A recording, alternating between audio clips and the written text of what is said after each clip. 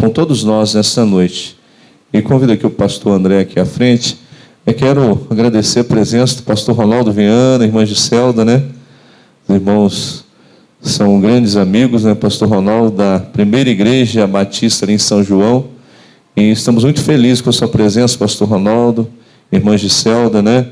Vamos dizer uma só voz, irmãos? Também o irmão Edgar e a irmã Maria, estamos felizes com a presença dos irmãos, né? Vamos dizer uma só voz? Sejam bem-vindos em nome de Jesus e voltem sempre. Também a irmã Natalina, né? Irmã Natalina, sua filha, sua neta, né? Estão nos visitando, né? Estamos felizes com a sua presença aqui. Mais algum outro visitante? São os nossos visitantes desta noite. Irmã Natalina também, seja bem-vindo em nome de Jesus. Vamos todos, irmãos? Seja bem-vindo em nome de Jesus e volte sempre. Vamos orar, irmãos? Não, já falei, irmã Maria, irmão Edgar, já. Vamos orar. Soberano eterno Deus, Pai do nosso Senhor e Salvador Jesus Cristo. Pai, aqui está o teu servo, pastor André, Pai, que nesta noite vai ser usado como um canal de bênção. Ilumina o teu servo, Pai. Inspira o teu servo nesta noite. Que no abrir e no fechar da sua boca, Pai, possa sair palavras inspiradas pelo teu Santo Espírito.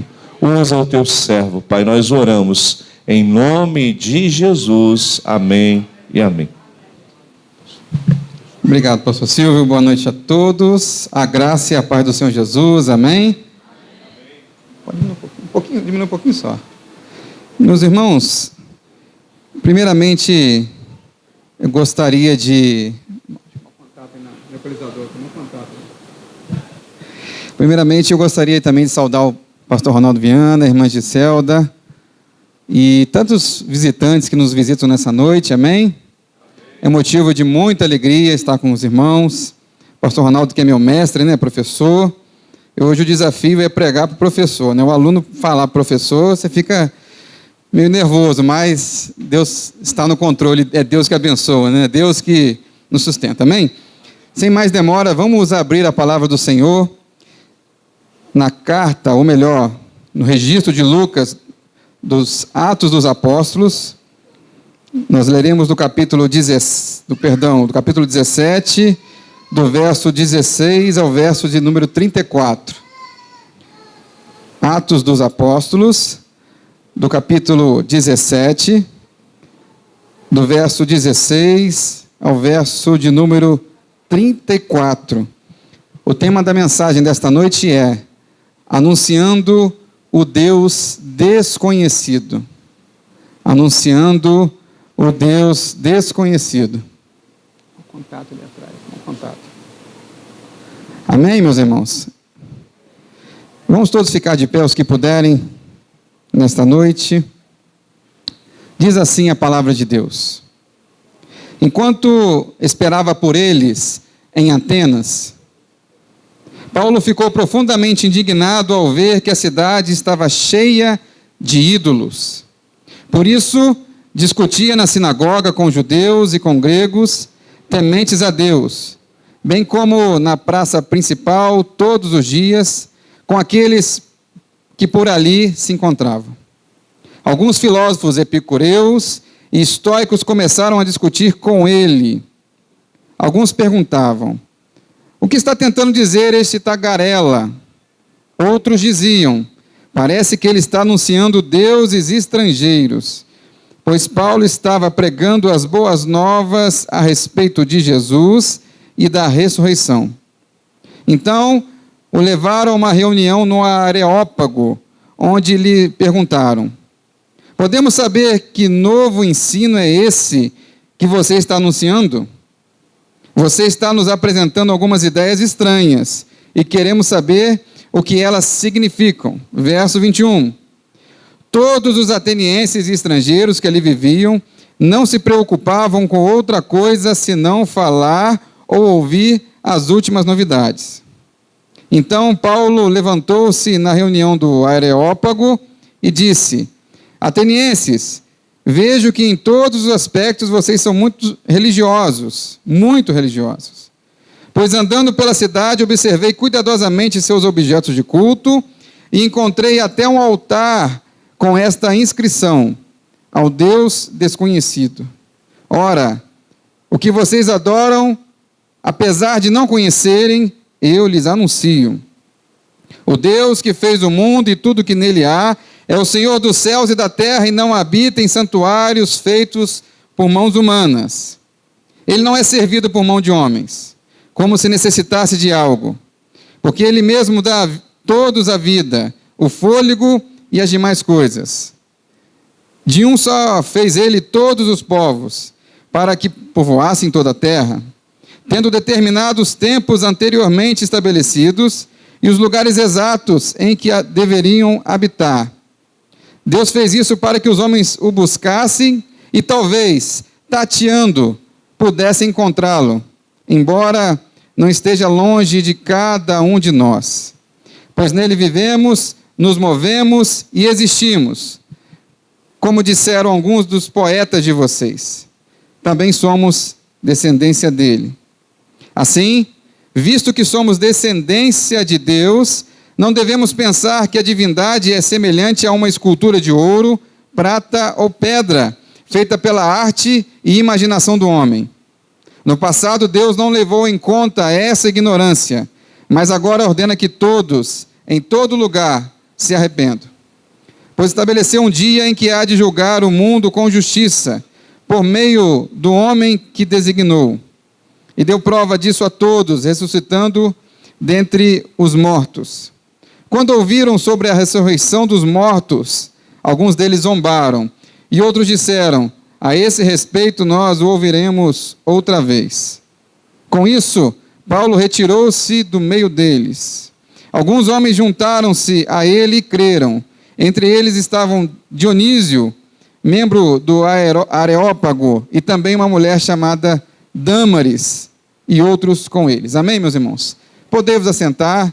Eu peço que você mantenha, por favor, a sua Bíblia aberta nesse texto que nós estaremos tratando de alguns versículos da palavra de Deus.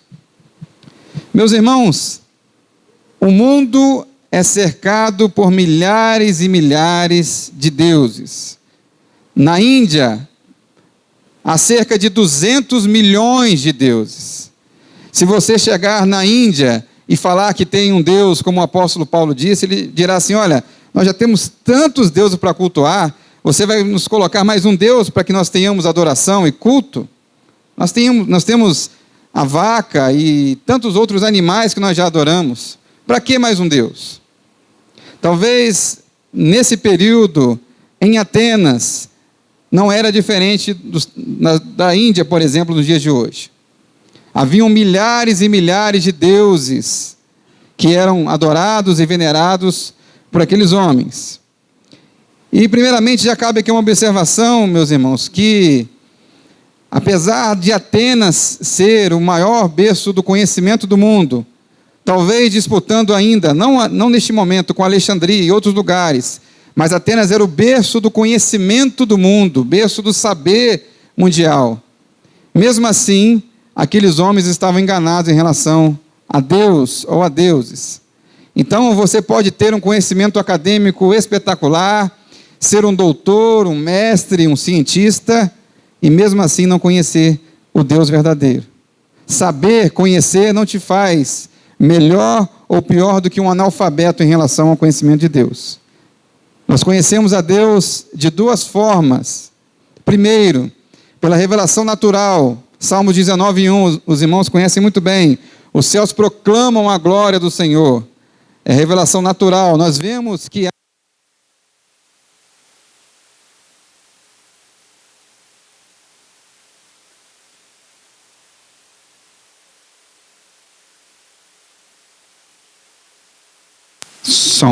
som. É assim mesmo, meus irmãos. Continue em oração aí. Continue, porque a gente volta de férias e detalhes aí. Amém? Amém?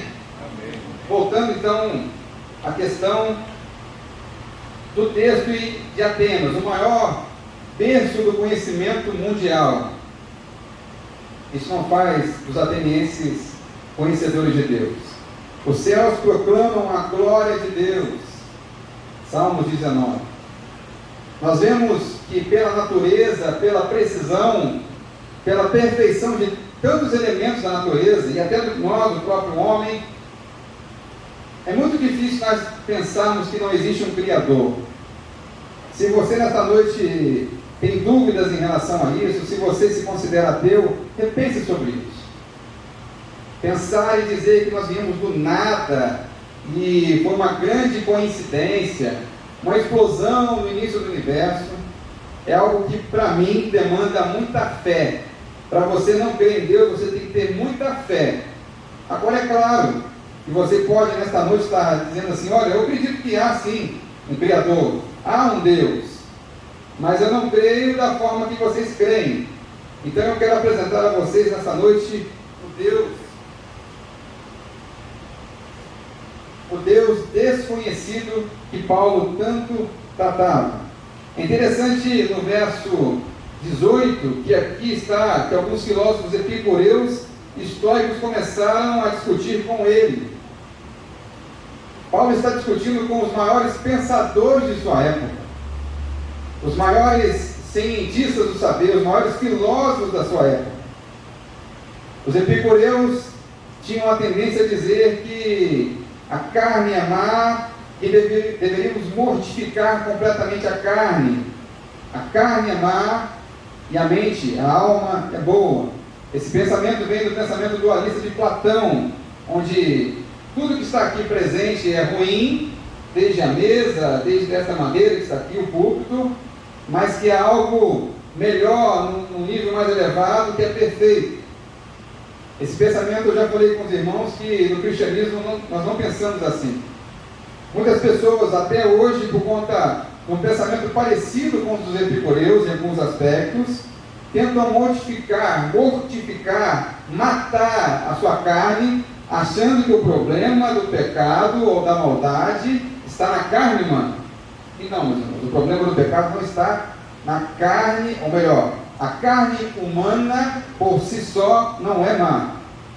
O que faz a carne humana ser ruim é o pecado que nós herdamos de Adão e Eva. Amém? Amém? Porque muitas pessoas tentam mortificar a carne, esquecem, e até pessoas durante a história do cristianismo tentaram fazer de tudo para matar a carne.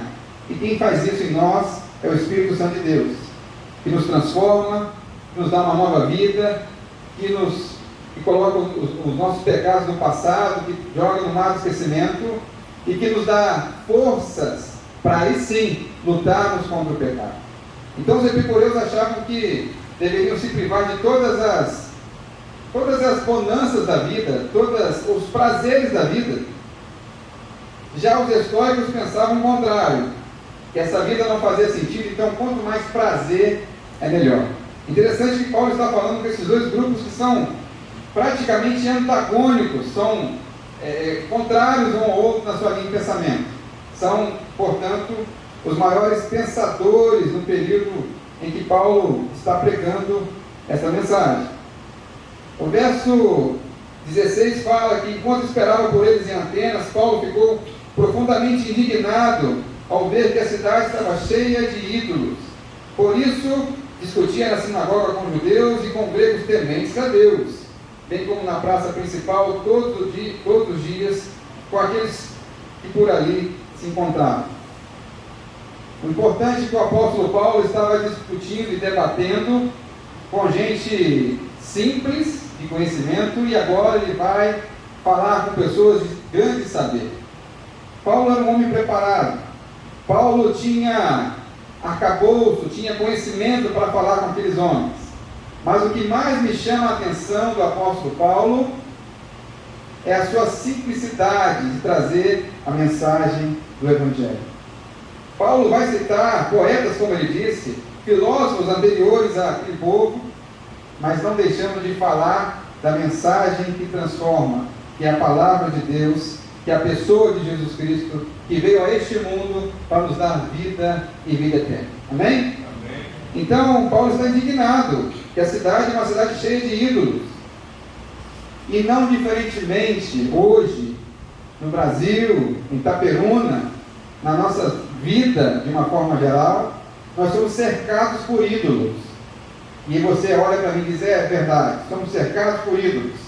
Nós vamos a tantas igrejas e vemos tantas imagens de escultura, tantos ídolos falsos, e de uma certa forma essa resposta está correta. Mas nós nos esquecemos dos ídolos do coração, dos ídolos que estão no nosso interior. Por exemplo, o nosso celular. Você vai achar isso absurdo que eu vou falar. O celular pode se tornar um ídolo na sua vida, sem que seja uma imagem de escultura, sem que você se ajoelhe para ele e faça uma reza, uma prece. O aparelho de celular pode se tornar um ídolo, porque o ídolo é tudo aquilo que desvia e tira o foco da sua adoração. Tudo aquilo. Se antes de manhã você levantava e fazia a sua oração a Deus, e agora você não se lembra mais da sua oração e vai logo mexer no celular, é muito provável que o celular seja um ídolo e esteja tomando o lugar de adoração a Deus, ao Deus verdadeiro. E tome cuidado para que este Deus se torne desconhecido para você. Sim, é muito difícil a pessoa desaprender algo que ela já aprendeu, mas ela pode deixar de praticar e deixar de viver aquilo que ela aprendeu. Então tome cuidado. Os ídolos estão por aí. A internet, personalidades, pastores que nós idolatramos mais do que a Deus, mensageiros e assim por diante. Então que nessa noite você reflita no seu coração e pergunte: onde está o meu ídolo? João Calvino, um teólogo do século XVI, disse que o coração é uma fábrica de ídolos. Graças ao pensamento dele, hoje na Suíça praticamente não há, eu não me lembro de uma rua que tenha o nome de santo. Ele dizia que isso era errado. A veneração e adoração a ídolos é errado, e ele está certo em relação a isso. E ele disse que mesmo assim, o nosso coração pode fabricar ídolos de tamanha qualidade que você nem imagina que ele é até um ídolo na sua vida. O futebol pode ser um ídolo na sua vida, sim, meus irmãos. O futebol é praticamente uma religião para muitos, e eles nem percebem. Pessoas que dizem: olha, domingo é dia de ir ao estádio, domingo é dia de ir ver o jogo, ou assistir na TV. Eu não faço mais nada na minha vida a não ser assistir esse jogo. Eu não estou condenando aqui a pessoa gostar de futebol, é bem diferente. Mas para algumas pessoas, futebol é a sua religião, é o seu ídolo. A família, meus irmãos, a família pode se tornar um ídolo nas suas vidas, ou na minha vida também. Os filhos, as pessoas que deixam de fazer tudo por causa dos filhos, e até em certa situação é nobre quando um pai e uma mãe abdicam de algumas questões para cuidar dos filhos. Mas quando o pai e uma mãe deixam de adorar a Deus, deixam de estar na presença do Senhor por conta de um filho, sendo que esse filho tem condições de estar aqui e adorar junto com eles, esse filho se tornou um ídolo na vida dessa pessoa. Então, o que Paulo tem a dizer, o primeiro tópico dessa mensagem, quais são as novidades que Paulo apresenta? O verso 19, você pode acompanhar comigo na sua Bíblia, ao verso 21 diz: então levaram a uma reunião no Areópago, onde lhe perguntaram: podemos saber que novo ensino é esse que você está anunciando? Você está nos apresentando algumas ideias estranhas e queremos saber o que elas significam. Todos os atenienses estrangeiros que ali viviam não se preocupavam com outra coisa senão falar ou ouvir as últimas novidades. Quais são as novidades de Paulo? As novidades de Paulo, ou a novidade de Paulo, é o Evangelho do Senhor Jesus. Mas vamos parar um pouquinho, vamos refletir sobre a nossa igreja. E aqui quando falo, é a igreja brasileira, não é a igreja da Capelinha ou outra igreja em particular. Vamos pensar sobre a igreja brasileira. Quais são as novidades que o mundo gospel, que o mercado gospel está nos oferecendo? Louvores diferenciados, músicas diferenciadas, tem louvores, músicas diferenciadas. Pastores que pregam sobre tudo, menos sobre a palavra de Deus. Pastores que lançam mão da pregação bíblica e começam a falar de psicologia nos púlpitos, de psicanálise, e querendo atrair as pessoas com uma mensagem palpável, uma mensagem agradável, e esquecem de falar da mensagem do Evangelho. Qual é? Ou quais são as novidades do mercado gospel? Antes era a prosperidade, que dizia que se você desse uma quantidade a Deus, Deus era obrigado a te prosperar.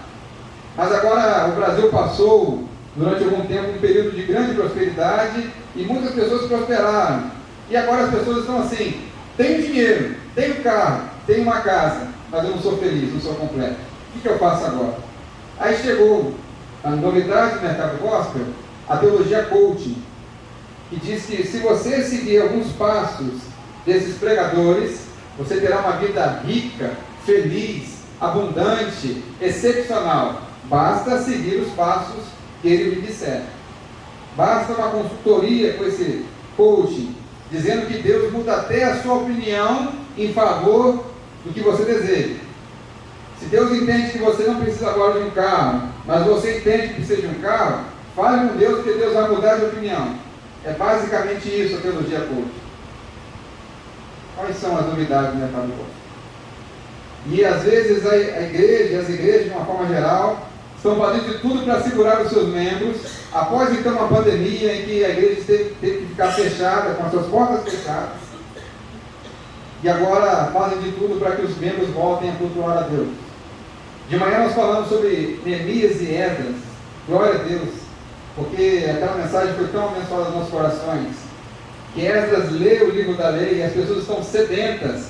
Neemias 8, você pode ir na sua casa depois. As pessoas estão sedentas, estão reverentes à palavra de Deus. Ouviram Esdras ler a lei de Moisés, a lei mosaica, da manhã até o meio-dia, sem cessar, sem sair para tomar água, sem sair para tomar um café. E hoje na igreja você fica 20, 30 minutos ouvindo o pastor falar e você já começa a pensar em tanta coisa, menos do que o pastor está falando. Então, quais são as novidades que estão sendo apresentadas? O problema, meus irmãos, que nessas igrejas, elas têm que renovar a cada dia essas novidades. O que é novidade hoje, já não é mais novidade amanhã. O que faz chamar a atenção das pessoas hoje, não chamam mais a atenção das pessoas amanhã. E o que fica? Os atenienses estão aqui, com milhões de novidades, não são uma igreja, certo? Não são uma igreja. Mas todas as novidades do mundo helênico, do mundo romano, tudo está interligado e chegando em Atenas. E aí? O que você tem mais para oferecer? E nós devemos pensar, enquanto igreja, qual é a nossa novidade, qual é a nossa mensagem. Se você ler comigo 2 Timóteo, no capítulo 4, verso 3 e 4, diz assim, a palavra de Deus: pois virá um tempo em que não suportarão a sã doutrina, ao contrário, sentindo coceira nos ouvidos, juntarão mestres para si mesmos, segundo os seus próprios desejos. Eles se recusarão a dar ouvidos à verdade, voltando-se para os mitos. Eu creio que nessas igrejas não se prega o evangelho.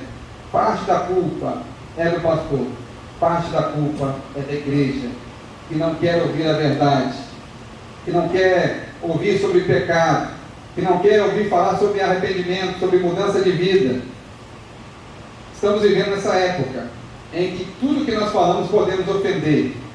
Estamos vivendo a época do politicamente correto, e que em certa altura foi bom para a sociedade, mas que hoje chega ao exagero de que você não pode dizer para essa pessoa que está na sua frente que se ela não receber a Jesus como único e suficiente Salvador, o destino dela é o inferno. Essa mensagem é muito dura para os dias de hoje. Mas Paulo não está preocupado com as novidades do mercado gospel, ou do mercado, ou do que Atenas tinha a oferecer. Paulo está preocupado em trazer a boa nova do Evangelho. A mensagem é única. Não existem boas novas, não existem evangelhos, só existe o Evangelho. E Paulo então começa a discorrer sobre este Evangelho, verso 22 e verso 23. Então Paulo levantou-se na reunião do Areópago e disse: atenienses, vejo que em todos os aspectos vocês são muito religiosos. Ser religioso não faz de você um salvo em Jesus, um mero religioso, um mero praticante da fé. Pois andando pela cidade, Observei cuidadosamente os seus objetos de culto e encontrei até um altar com esta inscrição: ao Deus desconhecido. Ora, o que vocês adoram, apesar de não conhecerem, eu lhes anuncio. Então Paulo agora vai discorrer quem é o Deus que Paulo tanto prega. Primeiro, ele é um Deus soberano, verso 24. O Deus que fez o mundo e tudo o que nele há, é o Senhor dos céus e da terra, e não habita em santuários feitos por mãos humanas. Eu vou ser ousado aqui nessa noite, vou falar de Antigo Testamento com um professor de Antigo Testamento aqui na casa, mas se você ler Gênesis 1, e Deus criando as águas, o firmamento, todo o processo de criação, alguns teólogos vão dizer que aquele texto bíblico está dizendo assim: olha, o meu Deus, o Deus de Israel, o Deus Todo-Poderoso, é superior ao seu Deus, o Deus que é da água, o Deus que é do firmamento, e tantos outros deuses que os povos ao redor de Israel adoravam.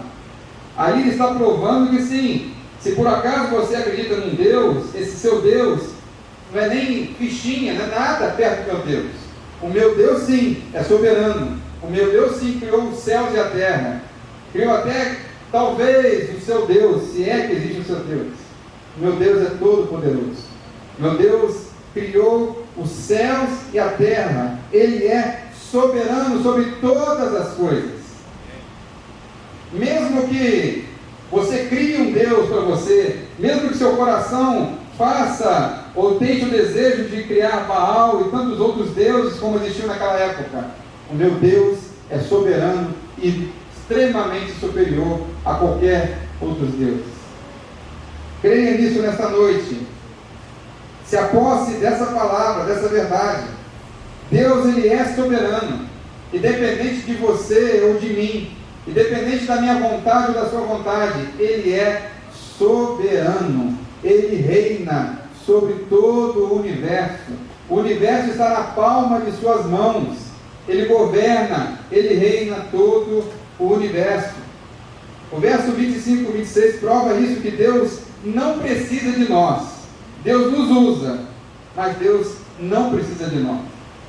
Se você nessa noite veio aqui achando que, eu por exemplo, achando que o culto só aconteceria se eu trouxesse a mensagem, não.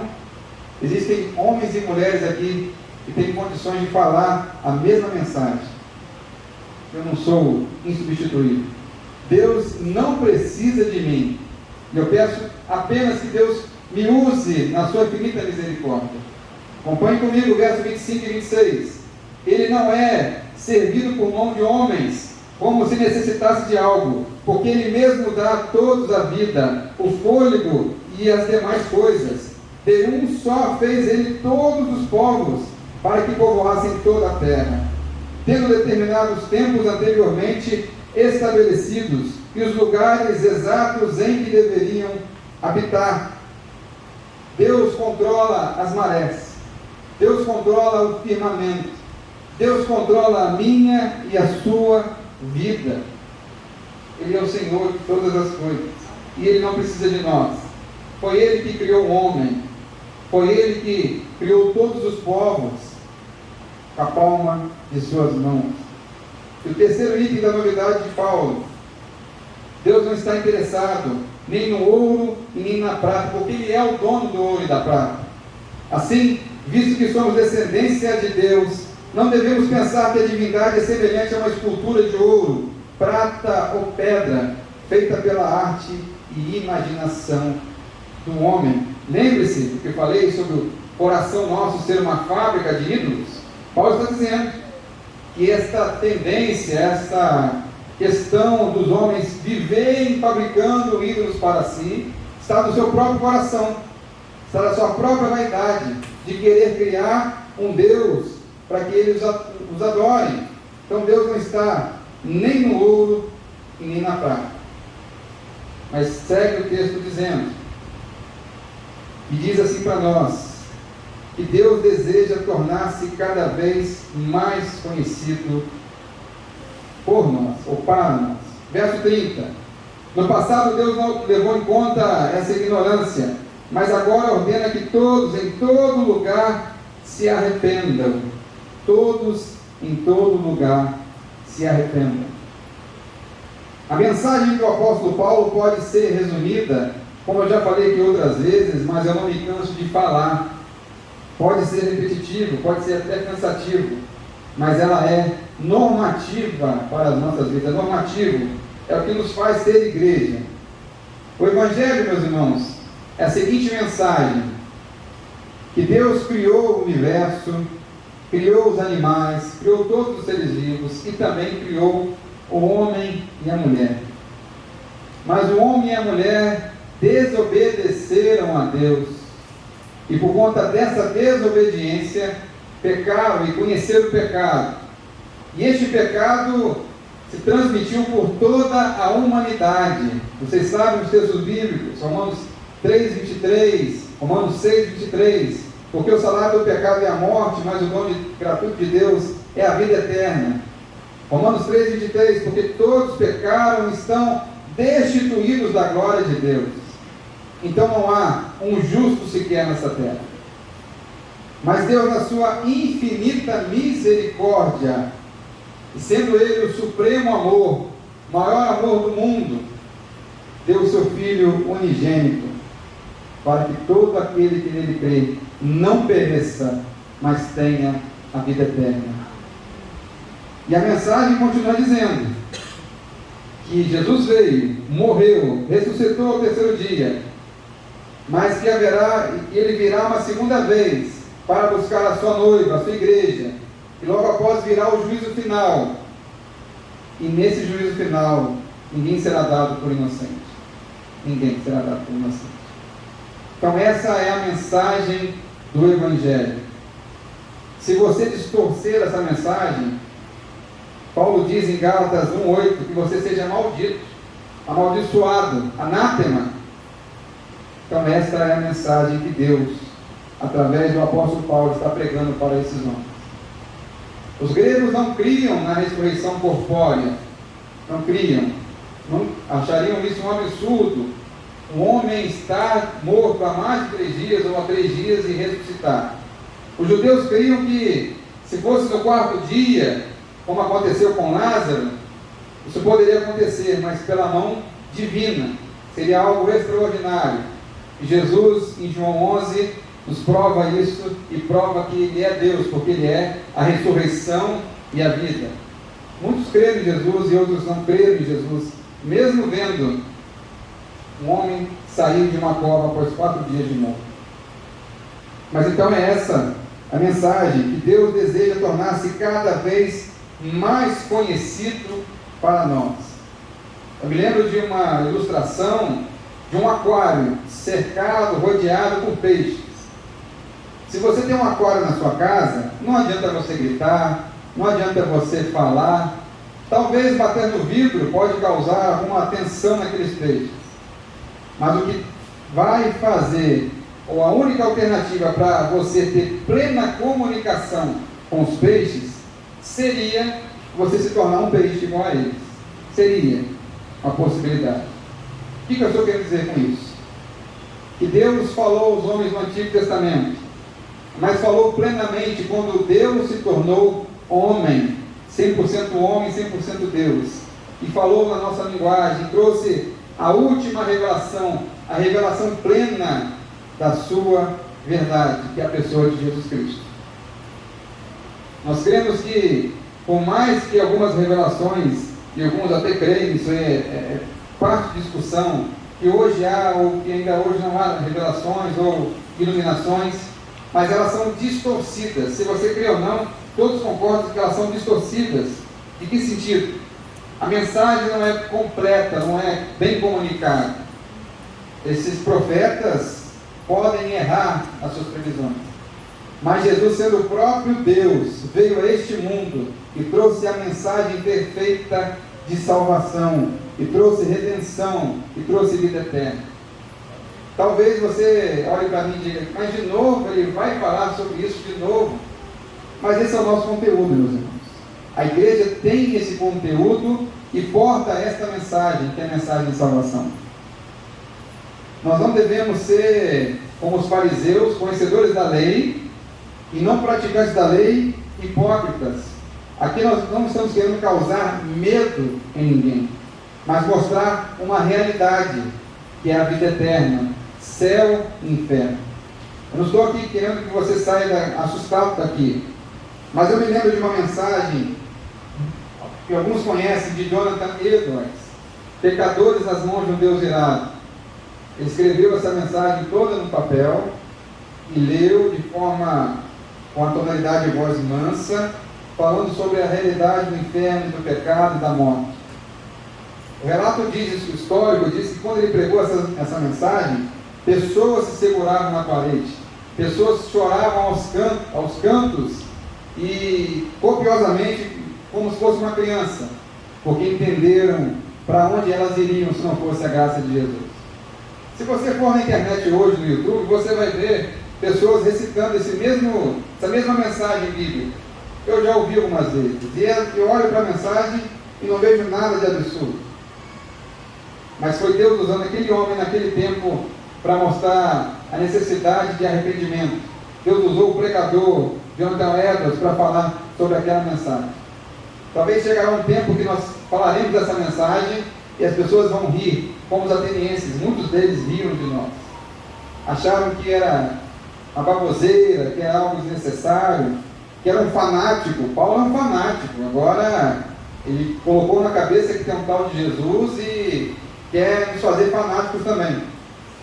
Mas essa mensagem não multa, essa mensagem é imutável, a mensagem de salvação, do poder do Evangelho. Verso 31 diz: pois estabeleceu um dia em que há de julgar o mundo com justiça, por meio do homem que designou, e deu prova disso a todos, ressuscitando dentre os mortos. Isso aqui é loucura para muitos, inclusive até para cristãos. Alguns cristãos não criam na ressurreição corpórea de Jesus.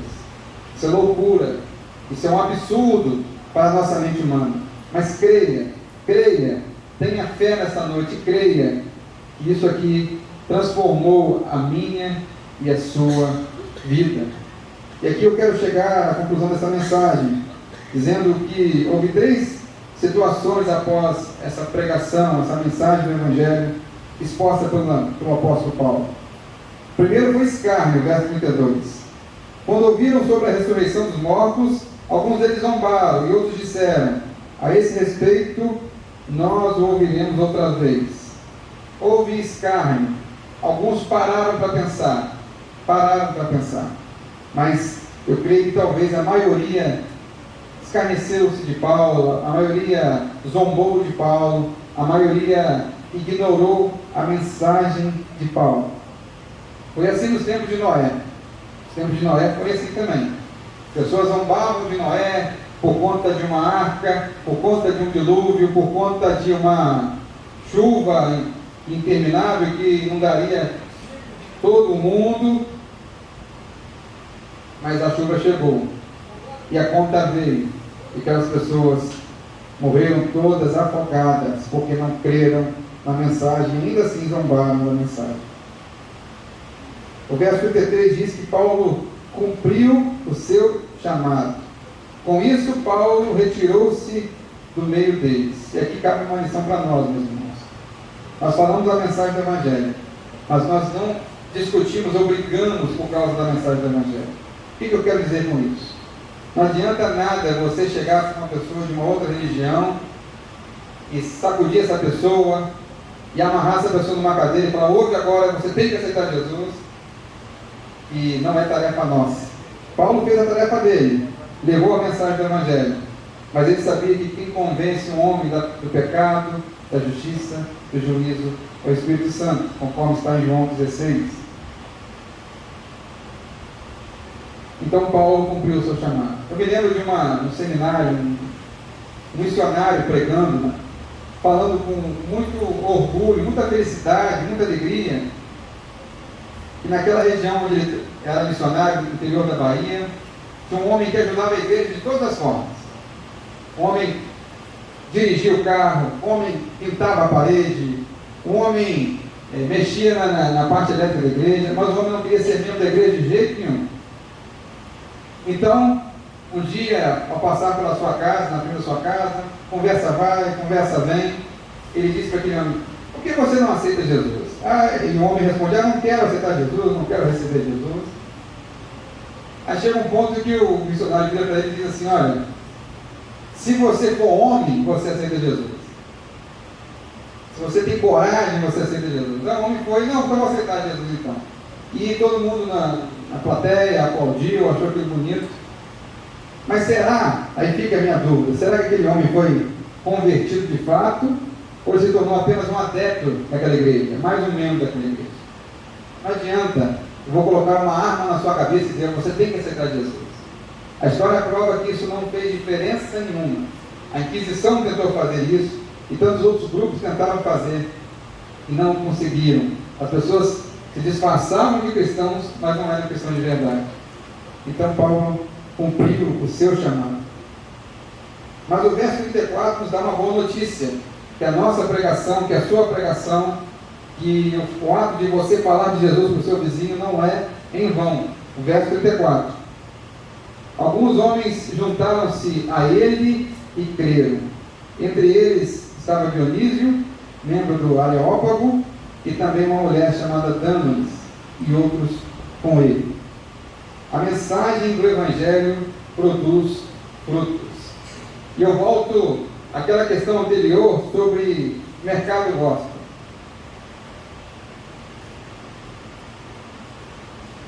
Mercado gospel, que a igreja faz de tudo para manter a pessoa dentro da igreja, faz de tudo para agradar a pessoa.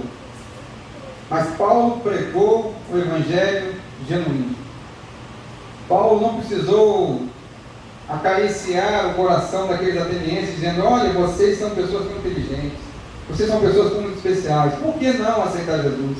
Por que não vir para a minha religião? Olha, a minha religião traz tantas coisas boas, traz paz, traz alegria, venha para a nossa religião. Paulo não fez isso. Paulo falou que o Deus desconhecido precisava ser conhecido por aqueles atenienses. Que todos os deuses que eles cultuavam eram em vão, eram desnecessários, podiam serem descartados, que havia apenas um único Deus. Então a pregação de Paulo produziu frutos, porque o poder do Evangelho transforma. Amém? Você conhece a esse Deus que Paulo anunciou nesse texto bíblico? Você tem comunhão plena com esse Deus, com esse Senhor, com esse Jesus Cristo, Senhor e Salvador da minha vida e de tantas outras vidas? Eu disse pela manhã também, o povo tinha vindo do cativeiro babilônico, o povo estava cativo, talvez não na pior das circunstâncias, mas o povo lá na Babilônia podia praticar atos religiosos, o povo lá podia guardar o sábado, o povo poderia praticar as festas judaicas,